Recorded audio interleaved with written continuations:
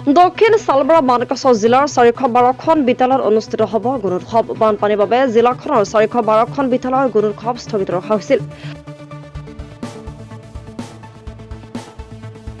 গুণোৎসৱক লৈ বিদ্যালয় চলিছে ব্যাপক প্ৰস্তুতি। আগষ্ট ৩-৪ তাৰিখে অনুষ্ঠিত হ'বলগীয়া গুণোৎসৱৰ বাবে হাজিৰহাট এম ই স্কুলতো চলিছে ব্যাপক প্ৰস্তুতি। উল্লেখ্য যে ৰাজ্যৰ চৰকাৰী বিদ্যালয়সমূহত 3টা পৰ্যায়ৰ ইতিমধ্যে প্ৰথম আৰু দ্বিতীয় পৰ্যায়ৰ গুণোৎসৱ সম্পন্ন হৈছে যদিও ভয়াৱহ বান পৰিস্থিতিৰ বাবে চৰকাৰে নামনি অসমৰ দক্ষিণ শালমৰা মানকাছৰ জিলাৰ 412খন বিদ্যালয়ৰ গুণোৎসৱ স্থগিত ৰাখিছিল।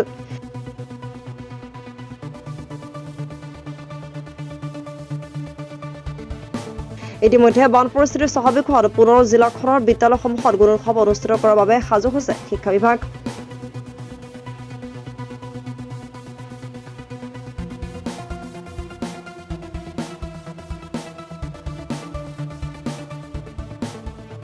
দুবাৰকৈ বানপানীৰ বাবে আমাৰ দক্ষিণ শালমৰা মানকাছৰ জিলাৰ গুণোৎসৱ বাতিল হৈছিল, কিন্তু শেহতীয়াভাৱে চৰকাৰে শিক্ষা বিভাগে আগষ্টৰ 3 তাৰিখৰ পৰা আৰম্ভ কৰিছে।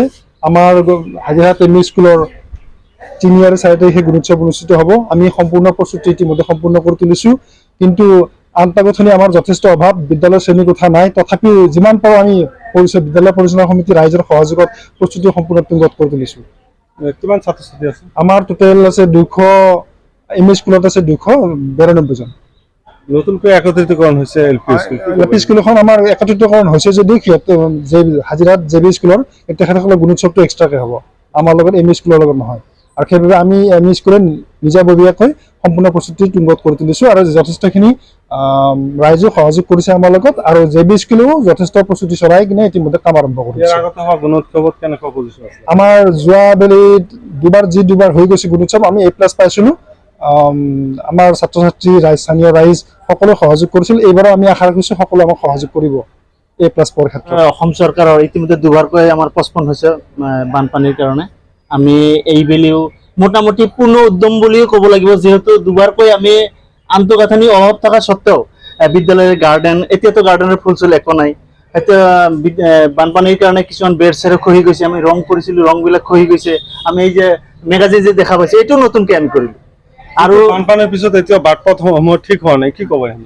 এই ক্ষেত্ৰত আমি চৰকাৰক অনুৰোধ জনাম যে যিমানখিনি পাৰা যায় আপাতত আমাৰ এৰা ধৰাৰ মাজেদি, যিহেতু চৰৰ পৰা এতিয়া আহিবও পৰা নাই ল'ৰা ছোৱালী এতিয়া চৰৰ পৰা আহিবই পৰা নাই। গতিকে আমি যিমান দূৰ সম্ভৱ মানুহৰ ঘৰে ঘৰে গৈছোঁ। 9ৰ ল'ৰা ছোৱালীৰ কাৰণে আমি ইতিমধ্যেই হায়াৰ ছেকেণ্ডেৰীৰ পৰা আহিলোঁ যে 9ৰখিনি আমাক ঘূৰাই দিয়ক। যথেষ্ট কষ্ট হৈছে আমাৰ, কিন্তু তৎসত্ত্বেও আমি সুখী আৰু আমি পুনৰ্দমে কাম কৰি আছোঁ। News desk report, DNA Assam.